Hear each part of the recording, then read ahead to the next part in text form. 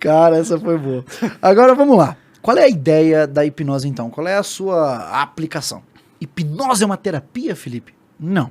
Primeiro a gente já resolveu esse assunto. Hipnose não é um transe. Parabéns. Cara, você por acidente tá certo. É que já tentaram me hipnotizar e eu achava meio assim, tipo, não, agora você não vai conseguir soltar as mãos. Aí eu falei, cara, então soltei. Como que eu não vou conseguir? Por que eu não vou conseguir? Não faz sentido na minha mente, entendeu? Percebe como a parte de ficar motivado a engajar com uma sugestão faz sentido agora? Tipo, por que eu vou colar minha mão? E aí que entra. Muita gente pergunta, pô, Felipe, você não faz mais, sei lá, hipnose de palco? Não, cara, eu criei um bloqueio com essa parada emocional e técnico que eu não gosto mais. Eu não recrimino. Hipnose de palco é super divertida. Antigamente fazia em churrasco, mó legal, então não tem nenhum problema ético. Tem psicólogo que tem que dizer, hipnose é um perigo porque pessoas que não são profissionais podem usar. Não tem nenhuma evidência que mostre isso. Essa é uma parte, inclusive, engraçada, né? Tipo assim, quer falar de evidência? Nem sempre as evidências vão apontar pra onde você quer. Não existem evidências de que existam contraindicações de que a hipnose vá fazer tu ter um derrame. Exatamente. Agora, vamos lá. A hipnose. Beleza. Não é um estado alterado de consciência. Qual é a sua aplicação? Sozinha, ela demonstra menos eficácia do que quando associada a uma terapia baseada em evidências. Por exemplo, agora a gente tem obras, Christina Furr, por exemplo, é uma autora alemã, uma médica psiquiatra pesquisadora, que ela basicamente fez alguns ensaios clínicos randomizados. Só para recapitular, se você não sabe o que é um ensaio clínico randomizado, você pega, sei lá, 100 pessoas e aleatoriamente distribui ela para 3 grupos, sei lá. O grupo do tratamento 1, o grupo do tratamento 2 e o grupo controle, que é o grupo que não vai passar por tratamento nenhum para saber se esses 2 tratamentos são melhores do que não fazer nada. Porque às vezes você gasta dinheiro, faz uma pesquisa entre tratamento X e Y, e Deus, o X foi melhor que o Y. Só que quando tu coloca o X contra nada foi melhor que X e Y. Placebo é melhor que o X, beleza? Então, qual é a ideia das obras, por exemplo, da Christina Furr? Ela basicamente comparou, olha, a gente já tem muitos artigos falando que, beleza, hipnose ela é boa para depressão. Mas e se a gente comparar ela, sozinha, ao padrão ouro para o tratamento de transtorno depressivo maior, que é a terapia cognitivo-comportamental? Ela mostrou em 2 ensaios clínicos randomizados dela que eu li, e são recentes, um de 2017, já expirou, digamos, os 5 anos que a gente fala aqui na ciência, a ciência ela é atualizada em 5 anos. Então, por exemplo, se eu vou fazer uma revisão, eu tenho que usar obras de 5 anos. Imagina, eu vou fazer uma revisão sobre a melhor cirurgia para coração. Aqui, ó, o fulano de tal em 1800 falou que é uma espadada. E aí pega só exato, só as referências antigas. Então é 5 anos. Então 2017, beleza, já não é atualizado. Porém, ela publicou em 2021, de novo, cara, ainda melhor esse ensaio clínico que ela pegou um número bem grande até de pessoas, separou, não lembro agora se foram 100 e tantas, enfim, separou para um grupo de terapia cognitivo-comportamental e outro de hipnoterapia. Sozinha, hipnose um sozinha. da outra. Exato. Basicamente, ela mostrou que para o tratamento de depressão, isso também já tinha sido mostrado no ensaio anterior, a hipnose não foi inferior à TCC. Ela não foi inferior ao padrão ouro. E ela fala que é engraçado, porque ambas essas terapias têm vertentes teóricas muito diferentes. Digamos assim que a terapia com hipnose que foi feita lá tem até uma vertente meio pseudo. Uma galera humanista, uma galera que quer ver memórias da infância, ficar trabalhando muito em infância, e emoções. Enquanto a galera da TCC não, a gente quer entender da funcionalidade das tuas cognições, suas crenças, teus pensamentos funcionais e disfuncionais, trabalha isso e é daqui pra frente, vamos resolver. Mas elas não foram inferiores. Só que ela aponta, perfeito, não foram inferiores. Mas as evidências mostram que a hipnose associada à TCC é mais eficaz. Ou seja... juntar as duas, né? Perfeito. Por quê? Porque o que a gente sabe, até Machado et al., na ciência, quando a gente lê o nomezinho, sei lá, Silva et al. Significa Silva e colaboradores, Silva e os outros, né? Que são, porque geralmente quando é 4 pesquisadores ou mais na pesquisa. Machado et al. 2021, na UFRJ, fizeram uma revisão sistemática de utilizações da hipnose para dor, para vários tipos de dor. Inclusive para dor, por exemplo, de pessoas com esclerose múltipla. Eles mostraram, olha, a hipnose, aparentemente, nas terapias, ela aumenta o engajamento do cara, ela aumenta a aceitabilidade do cara no tratamento. E sim, é para isso que se usa hipnose, é para isso que se deve entender hipnose no tratamento. A hipnose não é um tratamento, hipnose não é uma terapia, hipnose não é uma ferramenta clínica. Hipnose é uma adjuvante que você vai fazer o quê? Vai aumentar o engajamento daquele paciente. E outra, dar algumas condições que você facilita o uso de algumas ferramentas. Tipo assim, sei lá, o cara tem medo de avião. Eu vou pegar meu paciente, terça-feira, 2 da tarde, vou levar ele no aeroporto pra ficar vendo avião? Se expor, vamos lá. Entra no avião. Não. Cara, e se eu tiver uma ferramenta que eu consigo fazer você se sentir dentro de um avião? Conseguir controlar toda essa situação. Eu tenho dor, cara, tenho fibromialgia. Perfeito. E se eu conseguisse, por exemplo, reduzir, talvez tirar a tua dor por algumas horas no seu dia? Já é muita coisa? Sim. Perfeito. Hipnose, você gera alterações perceptivas.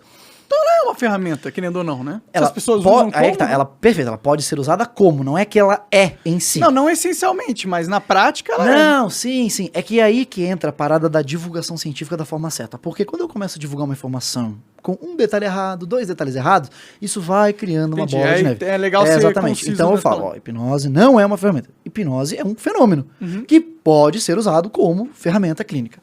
O omeprazol, o paracetamol, ele não é um medicamento para tal. Ele é um medicamento Mas que pode ser usado para tal que coisa. fenômeno é esse, exatamente? Qual é esse fenômeno? Essa é a questão. Então. Se é um fenômeno, ok. Qual é o Então. processo desse fenômeno? Essa é a discussão que a gente está entrando Não agora chegou no modelo, ainda, né? no modelo Não- mais biopsicossocial da hipnose. Como o quê? Como comportamento.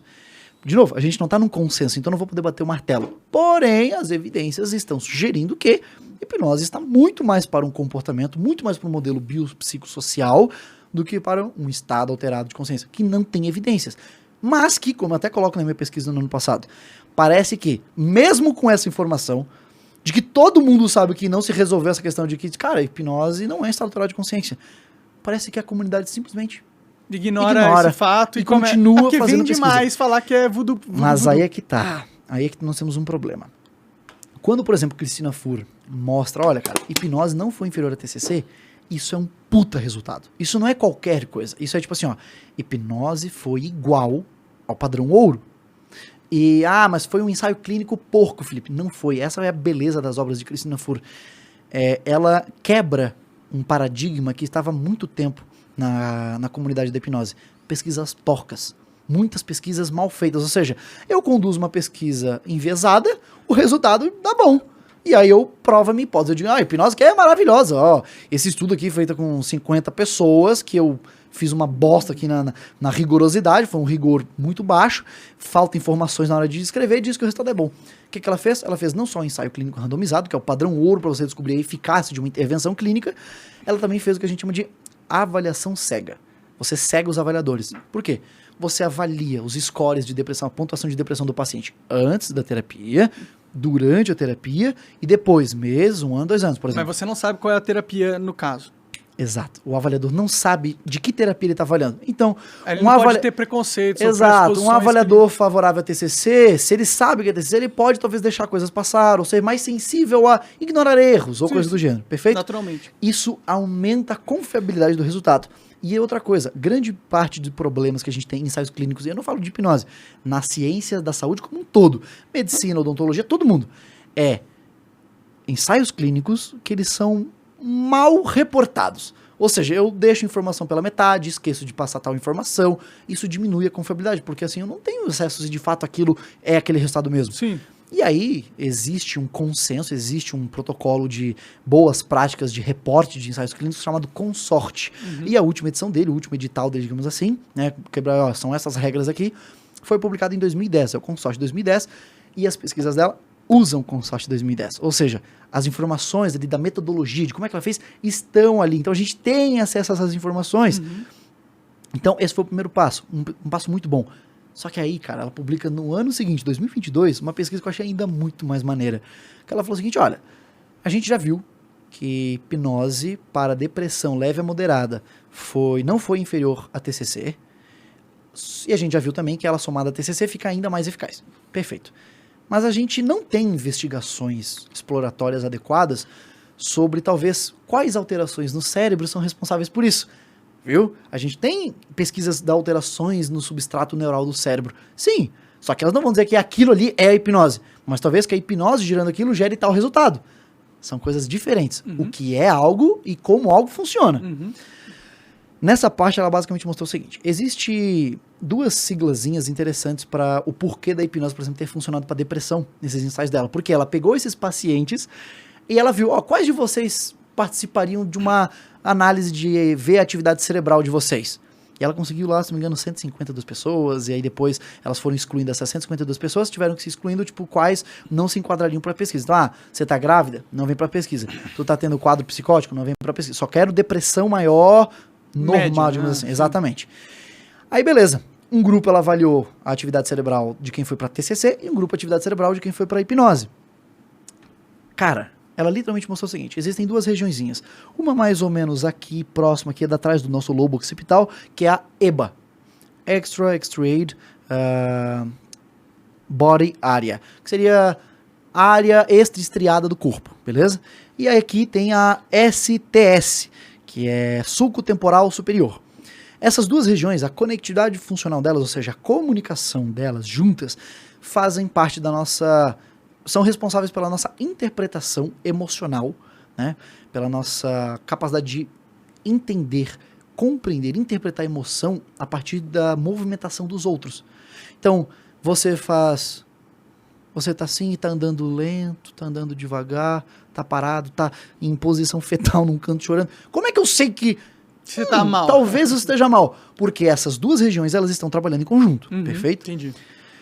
Só que, em pacientes extremamente ruminadores, ou seja, aqueles pacientes que têm pensamentos que ficam ruminando na cabeça. O que é ruminando? Igual a vaca fica ali mastigando, não dá um fim para aquilo. Sim. Isso é um pensamento ruminante, ele fica. Esses caras, eles têm uma atividade deficitária dessa parada. Ou seja, essa região não trabalha direito. Então eles não conseguem ter interpretações emocionais adequadas. E isso afeta a vida deles como um todo. Perfeito. Eles basicamente identificaram que no grupo de hipnose, não no grupo TCC, no grupo de hipnose, você teve uma adequação, uma normalização da atividade dessa região, do sulco temporal superior. Ou seja, esse é um bom tópico. E eles recomendam, olha, agora a gente precisa de mais pesquisas para ver o que isso faz, como é que faz isso e tudo mais. Mas a gente averigou que os pacientes de hipnoterapia tiveram essa alteração. E ele também viu o seguinte, que é engraçado, em pacientes menos ruminantes, você basicamente tem o quê? Uma atividade... Gatos derrubando coisas. Ela adora essa tampinha. Essa parada, essa deficiência na interpretação emocional desses caras, nos pacientes, tanto hiper quanto menos ruminantes, é uma deficiência da atividade direita desse sulco temporal, porque no teu cérebro tudo é duplicado, tá? Então você tem do lado direito e do lado esquerdo. Algumas coisas não são o lado esquerdo e direito, tá, gente? Pelo amor de Deus. Mas 98% das coisas são... glândula pineal, que fica no meio. Se eu bem me lembro, a glândula pineal também são duas glândulas. São duas glândulas, isso? Mas então, aí eu não vou me lembrar porque glândula pineal não cai na minha área de estudo, então eu não me lembro da fisiologia dela. Mas eu acho que são duas glândulas. Mas tudo bem, se não for também, então faz. foda-se agora. Só um comentário. Mas sei lá,